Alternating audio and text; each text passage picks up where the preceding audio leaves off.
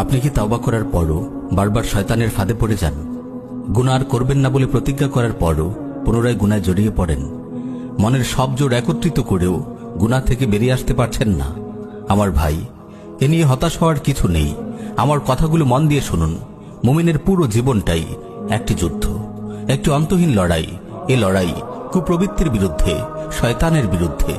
ইমাম ইবনুল কাইয়িম রাহিমাহুল্লাহ তার কালজয়ী রচনা উদ্দাতুস সাবিরিন গ্রন্থে বলেন, বালেগ হওয়ার পর থেকেই মুমিন ও শয়তানের মাঝে বেঁধে যায় এক ভয়াবহ লড়াই।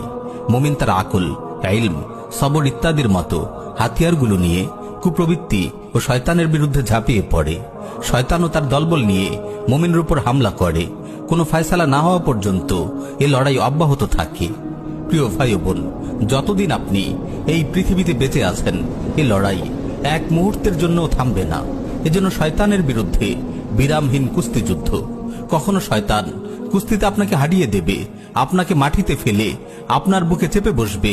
আবার কখনো আপনি শয়তানকে শূন্যে তুলে মাটিতে আছাড় মারবেন, তার বুকে চেপে বসবেন। আপনি কোনো গুনাহ করে ফেলেছেন, এর অর্থ শয়তান আপনাকে কুস্তিতে হারিয়েছে, আপনাকে মাটিতে ছুঁড়ে ফেলেছে। আপনি কি মাটিতে শুয়ে থাকবেন? না, আপনি এক লাফে উঠে দাঁড়াবেন। গুনাহ করার পর আপনি খালিস দিলে আল্লাহর কাছে তাওবা করবেন। তাওবা করার অর্থ ঘুরে দাঁড়ানো। ঘুরে দাঁড়িয়েই কি আপনি ক্ষান্ত হবেন? না, আপনি নিজেকে সংশোধন করবেন এবং ভালোভাবে গুছিয়ে নেবেন। যে দুর্বলতাকে কাজে লাগিয়ে শয়তান আপনাকে কুস্তিতে হারিয়েছে, আপনি সেই দুর্বলতাটুকু কাটিয়ে ওঠার চেষ্টা করবেন। শুধু এতটুকুই নয়, আপনি শয়তানকে পাল্টা আঘাত হানবেন। আপনি নেক আমল করবেন। নেক আমল করা মানে শয়তানকে পাল্টা আঘাত করা, তাকে কুস্তিতে হারিয়ে দেয়া, তাকে মাটিতে আছাড় মারা। এখানে আমি কোরআনের দুটি আয়াত আপনাকে শোনাতে চাই। ইল্লাল্লাযীনা তাবু ওয়া আসলাহু ওয়া আতাসামু বিল্লাহ ওয়া আখলাসু দীনাহুম লিল্লাহ ফাউলাইকা মাআল মুমিনিন ওয়া সাওফা ইউতিল্লাহুল মুমিনিনা আজরান আযীমা। যারা তাওবা করে, নিজেদের অবস্থা সংশোধন করে, আল্লাহকে দৃঢ়ভাবে আঁকড়ে ধরে এবং আল্লাহর উদ্দেশ্যে তাদের দিনে একনিষ্ঠ থাকে, তারা মুমিনদের সঙ্গে থাকবে এবং মুমিনগণকে আল্লাহ অবশ্যই মহাপুরস্কার দেবেন। এই আয়াত থেকে আমরা জানতে পারি, কেবল তাওবা করলে হবে না, বরং তাওবার পর নিজের অবস্থা সংশোধন করতে হবে এবং কোরআন সুন্নাহকে দৃঢ়ভাবে আঁকড়ে ধরতে হবে। অপর আয়াতে আল্লাহ তাআলা বলেন, ইল্লা মান তাবা ওয়া আমানা ওয়া আমিলা আমালান সালিহা ফাউলাইকা ইউবাদদিলুল্লাহু সাইয়্যাতিহিম হাসানাত ওয়া কানা আল্লাহু গফুরুর রাহিমা। যারা তাওবা করে, ঈমান আনে ও নেক আমল করে, আল্লাহ তাআলা এমন লোকদের গুনাহ সওয়াব দ্বারা পরিবর্তন করে দিবেন। আল্লাহ ক্ষমাশীল, পরম দয়ালু।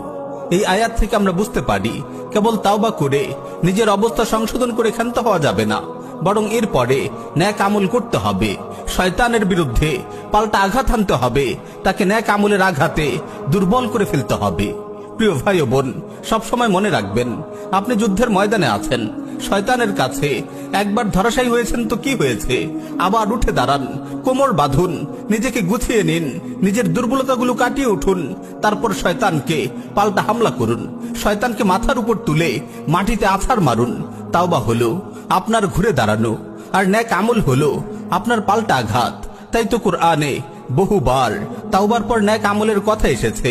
মান তাবা ওয়া আমানা ওয়া আমিলা আমালান সালিহা। যে তাওবা করে, ঈমান আনে ও নেক আমল করে।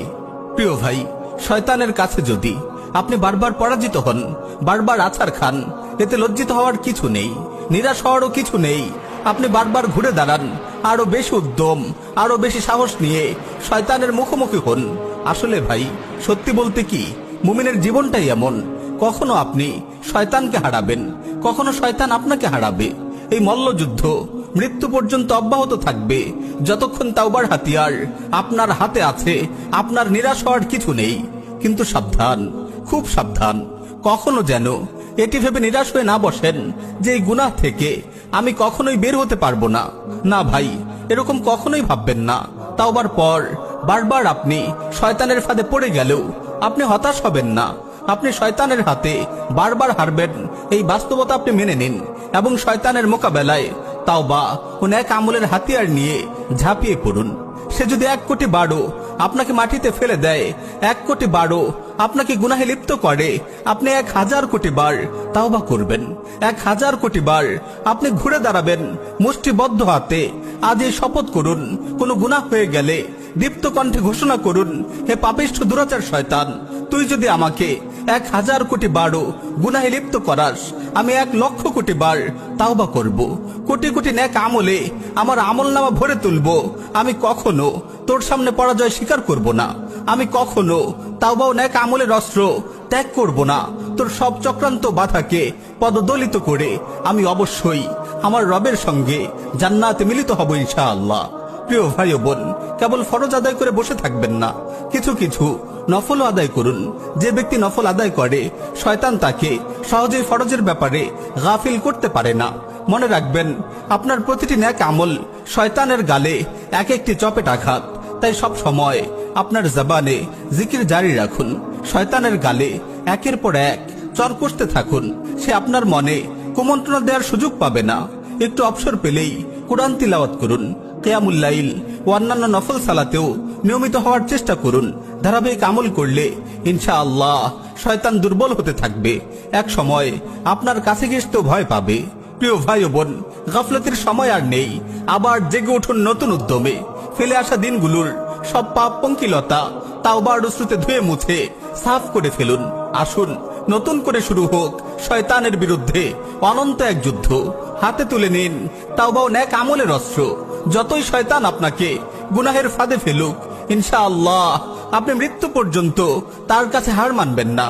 কোনো একদিন আপনার কোনো খালিস তাওবা, নির্জন রাতে আপনার ফুপিয়ে কান্নার চাপা শব্দ, আপনার কোনো দিল আকুল করা রোনাজারি হয়তো আপনার রবের রহমের সাগরে ঢেউ তুলবে, আর তিনি নিজেই আপনাকে পথ দেখিয়ে নিয়ে যাবেন সুখময় জান্নাতের সবুজ উদ্যানে। গুনাহের বিরুদ্ধে, নফসের বিরুদ্ধে, শয়তানের বিরুদ্ধে যুদ্ধরত প্রতিটি মুমিন ভাই বোনকে একটি আয়াত স্মরণ করিয়ে দিয়ে বিদায় নিব, ওয়াল্লাযীনা জাহাদু ফীনা লানাহদিয়ান্নাহুম সুবুলানা। আর যারা আমার পথে চেষ্টা সাধনা করে, আমি অবশ্যই তাদেরকে আমার পথে পরিচালিত করব।